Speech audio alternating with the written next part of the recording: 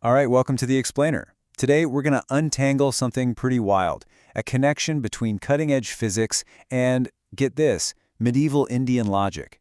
It's like a thread of thought that stretches across 1,000 years. So let's start with a really big question, maybe the biggest one there is.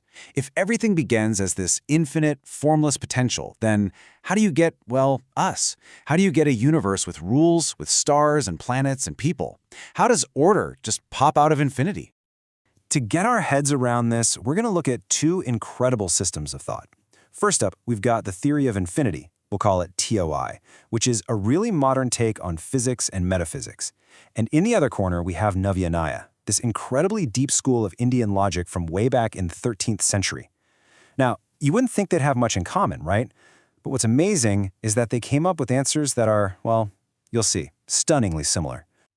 Okay, so both of these very different schools of thought start at the same place. They ask, what is the fundamental canvas of reality? What's the stuff that everything is made of, really?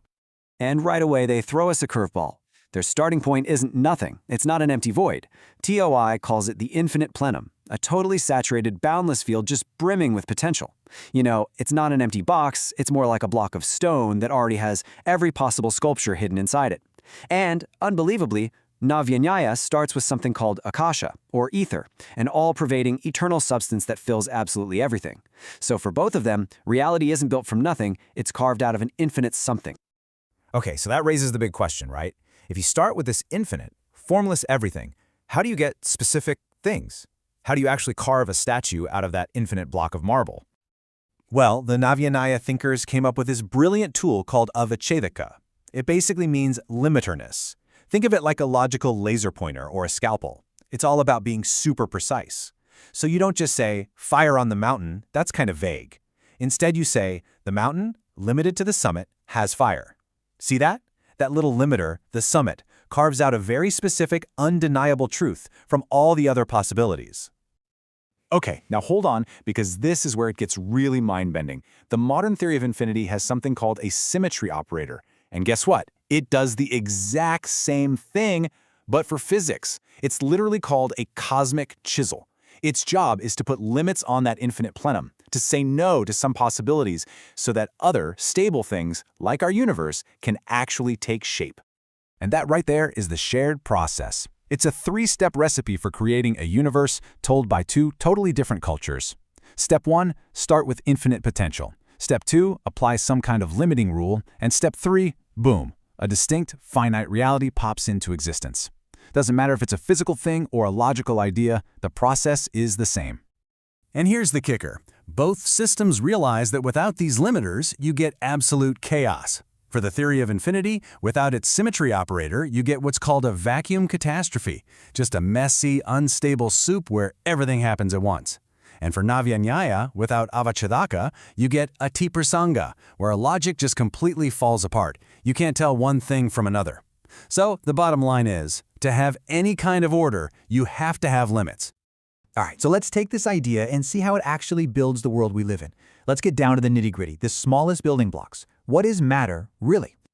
So the Navya-Nyaya school had a pretty familiar idea, basically an early atomic theory. They said the world is made of parmanu, these tiny, indivisible, eternal atoms. Makes sense. But the theory of infinity, it goes in a much wilder direction. It says the fundamental bits of matter aren't particles at all, they're knots. Tiny, stable, indivisible knots tied in the fabric of reality itself. Imagine little permanent whirlpools spinning in a giant ocean. That's what matter is. Now, what's really cool is why these things are considered indivisible. For the Navya-Nyaya atom, it's basically a rule. It's indivisible because they say it is. It's an axiom. But for the theory of infinity's knot, its indivisibility comes from its actual shape, its topology. I mean, think about it. You can't have half a knot, can you? If you cut it, it just isn't a knot anymore. It unravels back into the background. But in the end, both ideas get to the same place. These are the absolute, rock-bottom, fundamental units of our world. And these little building blocks aren't just sitting still. That's a huge point in both systems. The universe is buzzing with energy. The ancient term for this is parasponda. It means vibration. Matter isn't some dead static thing. It's constantly humming, constantly oscillating. The atoms are vibrating, the knots are spinning. Everything, at its core, is in motion. Okay, so we have an ordered universe. made of vibrating bits of reality. This brings us to what might be the most shocking parallel between these two systems. It's this idea that you might need a ghost in the machine, a guiding intelligence.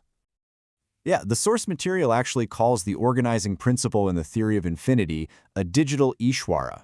That's a really provocative phrase. Let's unpack what it's getting at. So look, the Navya-Nyāya guys had a pretty solid argument. They said, how can a bunch of dumb, inert atoms organize themselves into something as complex as a tree or a person? It doesn't make sense. There has to be some kind of intelligent agent, what they called Ishwara, or God, to direct them. Now check this out. The theory of infinity basically says the same thing. That infinite plenum on its own would just be chaos. It needs that symmetry operator, that cosmic chisel to impose order.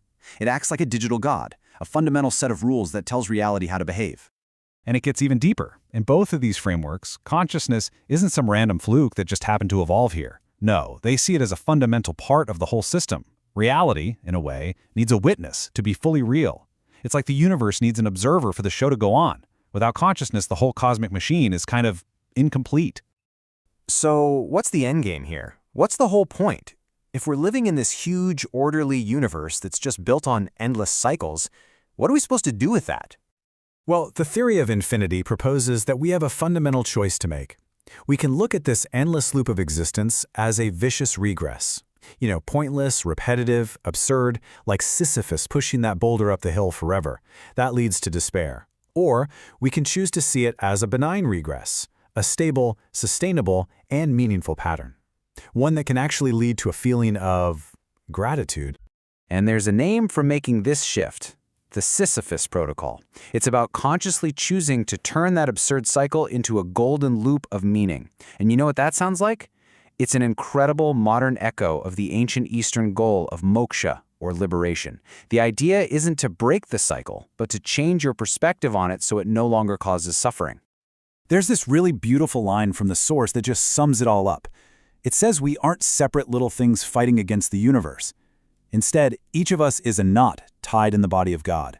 We're a unique pattern that's woven right into the infinite fabric of reality. So when you step back and look at the whole picture, the connection is just profound. The theory of infinity almost seems like a neo-Navya-Nyaya. It's like we've rediscovered this ancient logical framework and just filled it in with the language of modern physics. Topology, quantum fields, all of it. And that leaves us with a pretty mind-blowing question to chew on. Is our most advanced, cutting-edge science just rediscovering ancient truths? Are we just finding a new language to talk about things people understood 1,000 years ago? Maybe the path of knowledge isn't a straight line forward into the future. Maybe it's a golden loop, always circling back to wisdom we forgot we had.